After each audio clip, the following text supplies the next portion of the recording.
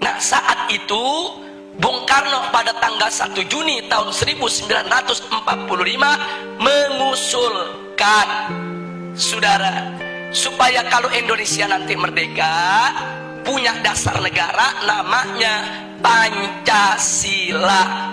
5 dasar. Sila pertama, Bung Karno mengusulkan peri kemanusiaan, kemudian peri kebangsaan, sedangkan peri ketuhanan diletakkan di sila yang kelima, sila terakhir. Ini ditolak oleh ulama, saudara. Kiai Haji Wahid Hasyim menolak, Kiai Haji Abdul Qahar Mudakir menolak, Kiai Haji Agus Salim menolak. Kenapa mereka menolak? Enggak pantas ketuhanan ditaruh di sila terakhir. Enggak boleh sila ketuhanan diletakkan pada sila buntut. Ini fakta sejarah. Karena itu para ulama kita berjuang dalam forum BPPKI supaya ketuhanan naik menjadi sila yang pertama. Lalu setelah terjadi perdebatan sengit, pada tanggal 22 Juni 1945 disepakati oleh NU, Muhammadiyah, Sarekat Islam, oleh Bung Karno, Bung Hatta, Bun Yamin, semua sepakat. Apa yang mereka sepakati, saudara? Bahwa Pancasila, 1, ketuhanan dengan kewajiban menjalankan syariat Islam bagi pemeluk-pemeluknya. 2, kemanusiaan yang adil dan beradab. 3, persatuan Indonesia. 4, kerakyatan yang dipimpin oleh hikmat kebijaksanaan dalam permusyawaratan perwakilan. 5, keadilan sosial bagi seluruh rakyat Indonesia. Ini sepakat, Bung Karno ikut tanda tangan, saudara. Jadi artinya mereka sepakat. Ini kan 22 Juni belum merdeka nih kita.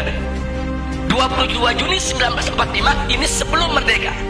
Jadi semua sepakat kalau nanti kita merdeka, inilah dasar negara kita. Nah, itu disebut konsensus nasional.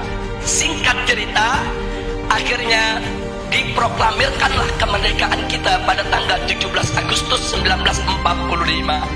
Begitu diproklamirkan, maka mulai saat itu dasar negara kita adalah Piagam Jakarta 22 Juni 1945 yang tadi sudah disepakati. Tapi kemudian timbul protes dari pemerintah Jepang. Jepang nggak terima. Kenapa ada kata-kata syariat Islam di bagian pertama? Alasan Jepang, orang-orang Kristen di Indonesia Timur protes. Kalau pakai syariat Islam mereka nggak masuk negara Indonesia. Saudara, akhirnya Bung Karno dan Bung Hatta ditekan supaya menghapuskan kata syariat tersebut. Tanggal 17 setelah proklamir kemerdekaan. Nah, akhirnya Bung Karno dan Bung Hatta menggelar sidang PPKI pada tanggal 18 Agustus 1945. Nah, dalam sidang tersebut Kiai Haji Wahid Hasyim tidak hadir karena sudah perjalanan pulang dari Jakarta ke Surabaya. Kiai Haji Abdul Qahar Mudakir dari Muhammadiyah tidak diundang. Nah, kemudian Kiai Haji Agus Salim dari Sarekat Islam tidak diundang. Ada apa kiai-kiai kita tidak diundang, saudara? Bisa dibaca. Kalau kiai-kiai kita diundang, mereka nggak bakal setuju syariat Islam dihapus, saudara. Makanya supaya ini lolos, ini goal, kiainya nggak usah diundang, saudara. Jadi marginalisasi ulama itu udah mulai terjadi semenjak kita kemerdekaan, saudara. Disingkirkan ulama kita.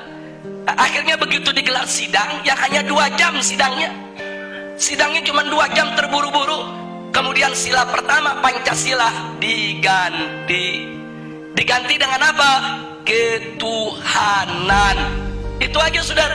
Sedangkan kalimat dengan kewajiban menjalankan syariat Islam bagi pengikutnya itu dicoret, saudara.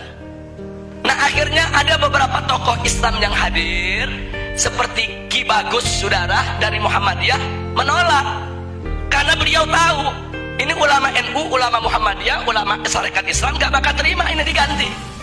Terjadi perdebatan. Nah, akhirnya dapat solusi. Apa solusinya? Ini perjuangan Ki Bagus ini dari Muhammadiyah, saudara. Solusinya ya sudahlah, syariat dihapus nggak apa-apa. tapi tolong diganti dengan Yang Maha Esa. Dan Bung Karno setuju, saudara. Jadilah sila pertama ketuhanan Yang Maha Esa. Nah, kalau saya melihat sejarah ini, saya bersyukur kepada Allah. Loh, kenapa? Wa yamkuruna wa yamkurullah wallahu khairul makirin. Mereka berbuat makar menghapus syariat, Allah balas makar mereka. Syariat hilang, tauhid yang datang, saudara. Itu kan syariat diganti sama tauhid itu. Syariatnya dihapus, yang masuk apa? Tauhid. Kita nggak rugi, saudara. Itu pertolongan Allah, saudara. Padahal ulama dipinggirin, ulama mau dikhianati, saudara. Tapi Allah jaga.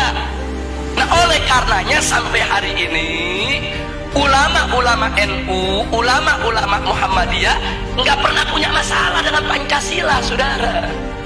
Nggak ada ulama NU nolak Pancasila, ulama Muhammadiyah nolak Pancasila, para habaib nolak Pancasila. Nggak ada.